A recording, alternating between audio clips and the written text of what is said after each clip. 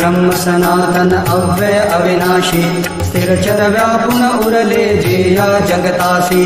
हेतु तत्व खरोखर निसंशय अससी लीला मात्रे धरिले मानव देहासी जय देव जय देव जय जय सच्चित स्वरूपा स्वामी गणराया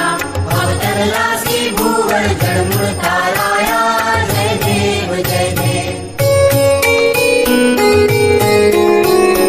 होऊन देशी त्याची जाणीव तू कवणा करुणी गणगण गणात होते या भजना धाता नर हरि गुरुवर तुझी सुख सजना जिकडे पहावे तिकडे तू दिससी नयना जय देव जय देव जय जय सच्चित स्वरूपा स्वामी गणराया अवतरलासी भूवर जडमूळ ताराया जय देव जय देव लीला अनंत केला बंकट सदनास पेटविले त्या अग्नी वाचून चिलमेस क्षणात आणील जीवन निर्जल वापीस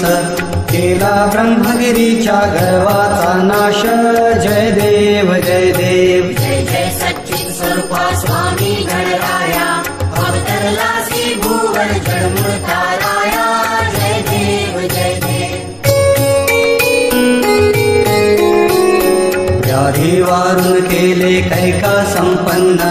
करविले भक्ता लगे विठ्ठल